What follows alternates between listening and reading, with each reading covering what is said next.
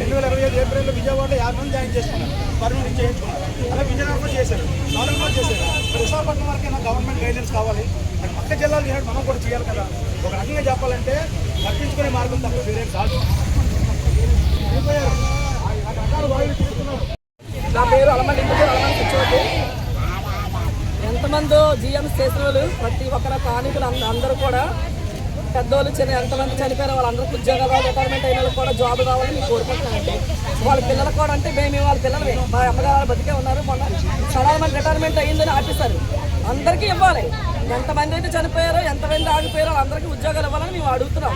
అయ్యే మేము అడిగాం కానీ మీ డబ్బులు మీ ధనాలు మేము అడగలేదు కదా. మీ డబ్బు మీ ఇంట్లో ఉన్న ప్రాపర్టీలు ఉండమా, మీరున్న ఆస్తులు అంతస్తులు మేము అడగలేదు. మాకు కష్టమైన డబ్బులు మాకు ఇవ్వండి, మేము అవి చేసుకుంటాం, పనులు చేస్తాం, పనులు మాకు ఇవ్వండి అని మేము అడుగుతున్నాం. అంతకుమించి ఏమని అడగండి సార్? మేము ఏమని అడిగాను నేను? మా వాళ్ళ కాదు, ఈ మొత్తం కూడా ఆస్తులు అంతస్తు అడుగుతున్నారా? వాళ్ళు చేసిన పనులలో అడుగుతున్నాం మేము అంతా విని. ఆ పని కూడా కాళ్ళు చెప్పులు ఆఫీస్ చుట్టూ కూడా తిరుగుతున్నాం. మేము 2 సంవత్సరాల నుంచి తిరుగుతున్నాము, ఏమి పట్టించుకోలేదు. డస్ట్బిన్లో పడేస్తాండ్రు కాగితాలు, చిట్టు కాగితాలు లొట్టుకెళ్ళి. ఎన్నిసార్లు అమ్మ మీరు కాగితాలు ఇచ్చారు? ఎన్నిసార్లు ఇచ్చారు కాగితాలు? అవన్నీ ఒక తెల్ల పేపరు, అవన్నీ డస్ట్బిన్లో పడేస్తారా మీరు తీసుకెళ్ళి పట్టించుకోకుండా? పేదోడు కష్టం ఒక ఏంటనుకుంటున్నారు మీరు? మీరు కాళ్ళకి చెప్పనుకుంటారా? మీరు ఎంతమంది పెద్దలు ఉండబట్టే ఈ రోజులాగా ఉన్నారు. ఒక్కొక్కరు అది గుర్తుంచుకోవాలా. గవర్నమెంట్ ప్రభుత్వం కూడా మీరు ఎప్పటి నుంచి తిరుగుతున్నారండి సార్? ఎన్ని సంవత్సరాల నుంచి తిరుగుతున్నారు? ఏ గవర్నమెంట్ పట్టించుకుందా? ఆ గవర్నమెంట్ పోయింది, ఆ గవర్నమెంట్ పోయింది. ఈ గవర్నమెంట్ ఉంది. ఈ గవర్నమెంట్ వచ్చేసింది. బంగారాలు ఎంత, నక్లీస్లు ఎంత, ఇయ్యే వేడంతనా లైవ్ అంతనా? ఒక్క జిఎంస్ కోసం వచ్చిందా? ఒక్క జిఎంస్ కోసం చెప్పారా?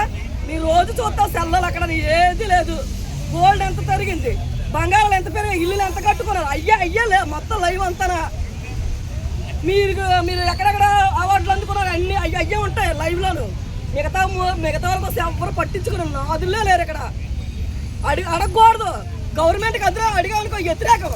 కానీ ఒక పేదోడు బాధ, అది బాధతో అడుగుతున్నావు. నువ్వు మీ మీద కోపం మీద అడగలేదు, మా బాధతో అడుగుతున్నావు. ఎంతమంది చిన్నపిల్లలు పెద్దలు ఎంతమంది ఉన్నారు ఇక్కడ చూస్తున్నారు మీరే.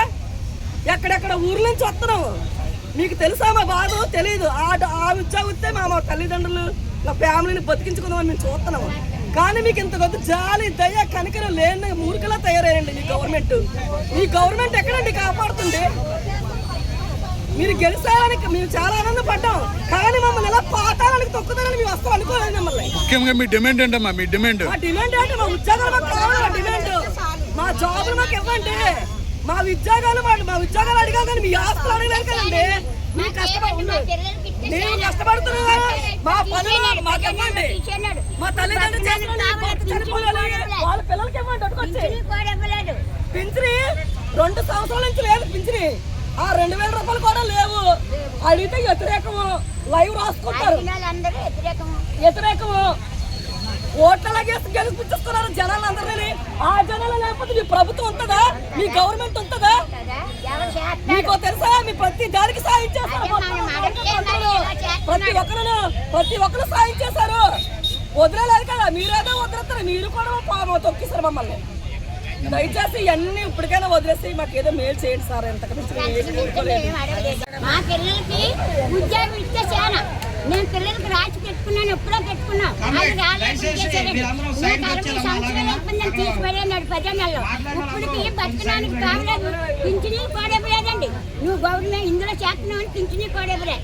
నేను తిరుగుతున్నాను, పింఛనీ పట్టించలేదు. ఇప్పుడు నేను ఎలా పోతే కొడుకులు చూస్తారా? మాకు గంజి వస్తారా? కోడలు గంజి వస్తారా? ఎవరో మంచిది అయితే గంజి వస్తారు, లేకపోతే మా ఖాళీ చెయ్యపడి మమ్మల్ని ఎవరు చూస్తారు? మాకు ఇది కావాలి. నా బిడ్డలకి ఆ ఉద్యోగం ఇస్తే చాలా. ఉద్యోగం ఇంకేం అవసరం లేదు. ఇంకా ఉద్యోగం వస్తే చాలు. పెన్షన్ ఉద్యోగం పెన్షన్ అంతే. ఇంకేం కోరుకుంటుంది? 2 లక్షలు ఇల్లుగా అడిగాం మిమ్మల్ని. ఉద్యోగాలు అడుగుతున్నాం. మేమేం అంతకు మించి మిమ్మల్ని ఏమి కోరలేదు సార్. మిమ్మల్ని మేము జాబులు ఇవ్వండి, మీకు పుణ్యమాలు ఉంటుంది. ఎంతమంది కూడా ఇవ్వాలి, రిటైర్మెంట్ పోస్టులు అంటేనే ఇవ్వాలి.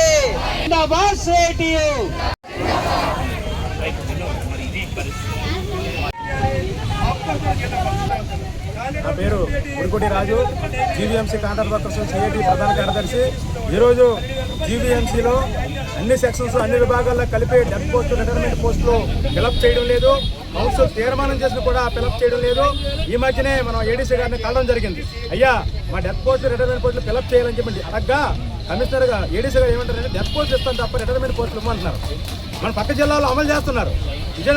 విజయనగరం జిల్లాలో మొన్న ఈ మధ్యన 15 పోస్టులు వేశారు.